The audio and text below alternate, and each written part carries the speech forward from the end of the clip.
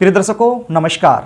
हाजिर हूँ जिन बच्चों की शादी नहीं हो रही है, शादी में लगातार समस्याएं आ रही हैं, तो उन समस्याओं को दूर करने का एक कारगर उपाय लेकर के ये उपाय जो मैं आपको बताने वाला हूँ, ये उपाय आपने सोमवार के दिन करना है और सुबह के समय करना है। ये उपाय बड़ा ही आसान है, सरल है, लेकिन कारगर है। यदि आपने इस उपाय को श्रद्धा से, नियम से, विश्वास से, मेरे बताए गए तरीके से यदि आपने कर दिया, तो फिर आपके विवाह में चाहे कितनी भी बड़ी अड़चन क्यों ना हो, वो दूर हो जाएगी और आपकी शादी हो जाएगी। अब आप लोगों के मेरे पास लगातार फ़ोन कॉल्स आते रहते हैं, तो आप लोगों की डिमांड थी कि सर कोई ऐसा आसान सा उपाय हमें बताइए जिसके करने से हमारे बच्चों की शादी हो जाए। क्योंकि हमारे बच्चों की जो उम्र है वो निकलती जा रही है। वो 25 के हो चुके हैं, 26 के हो चुके हैं, 28 के हो चुके हैं, 30 भी क्रॉस कर चुके हैं, लेकिन फिर भी शादी नहीं हो रही है। उनका शादी की तरफ ध्यान ही नहीं है, वो शादी करना ही नहीं चाहते। हम चिंतित रहते हैं इस बात को लेकर के कि हमारे बच्चों की शादी होगी या नहीं होगी, होगी तो कब होगी।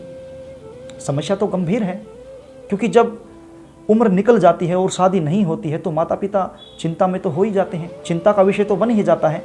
लेकिन आज आप चिंता मत कीजिए, एक उपाय आपके लिए मैं लेकर के आया हूँ। ये उपाय यदि आपने कर दिया तो फिर ये जो शादी संबंधित जो चिंताएं आपके मन को सता रही हैं, ये दूर हो जाएगी।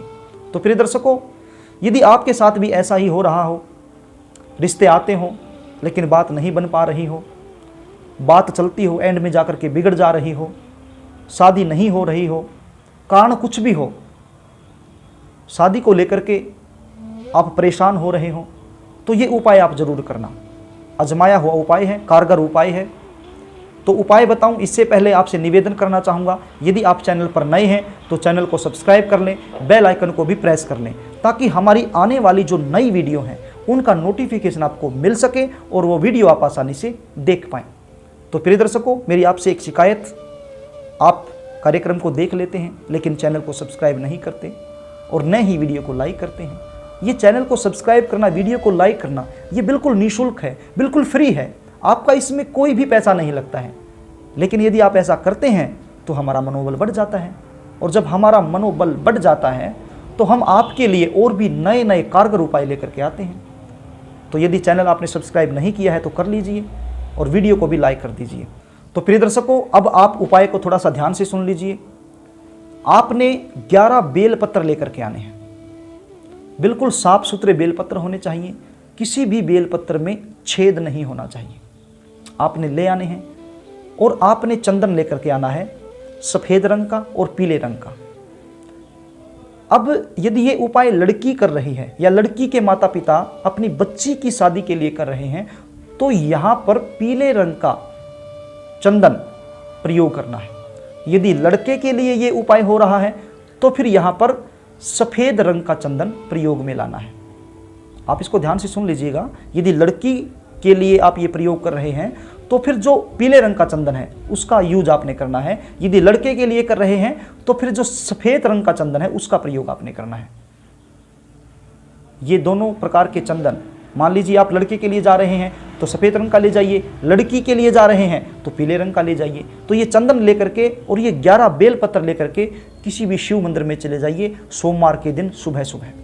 अब सुबह सुबह कितने बजे? आप 7 बजे जा सकते हैं, 8 बजे जा सकते हैं, 9 बजे जा सकते हैं, 6 बजे जा सकते हैं, आप किसी भी समय जा सकते हैं, लेकिन दोपहर से पहले होना चाहिए, 10 बजे से पहले होना चाहिए। तो किसी भी शिव मंदिर में आप चले जाइए जहाँ शिव परिवार है, तो शिव परिवार के पास जाकर के आप बैठ जाइए। ये जो बेलपत्र हैं इन पर आप, मैंने पहले भी आपको बताया, यदि लड़की के लिए कर रहे हैं तो पीले चंदन के साथ ओम लिख दीजिए 11 के 11 बेलपत्रों पर। जो 3 पत्ती होती हैं, तीनों पत्ती पर, 1 2 3, तीनों पत्ती पर आपने ओम लिखना है। तो टोटल कितना हो गया? 33, 11 या 33, तो 33 बार ओम लिखा जाएगा 11 बेलपत्रों पर। तो ये 11 बेलपत्र ओम लिख करके शिवलिंग पर अर्पण कर देने हैं और अपने मन में चिंतन करना है जो भी आपकी मनोकामना है। यदि आप माता पिता हैं तो अपने बच्चों की जो विवाह की कामना आपने करनी है कि हमारे बच्चों की शादी में जो डिले चल रहा है वो दूर हो जाए, हे शिव शंकर भगवान हम पर कृपा करें। यदि आप खुद कर रहे हैं तो फिर खुद के लिए चिंतन करना है। अब लड़के के लिए कर रहे हैं तो सफेद चंदन के साथ तीनों पत्ती पर ओम लिखना है और वो शिवलिंग को अर्पित कर देने हैं और प्रार्थना करनी है कि मेरा जो लड़का है उसकी शादी में विलंब हो रहा है, हे परमपिता परमेश्वर, हे शिव शंकर भगवान, वो दूर हो जाए। बस इतनी सी प्रार्थना आपने करनी है।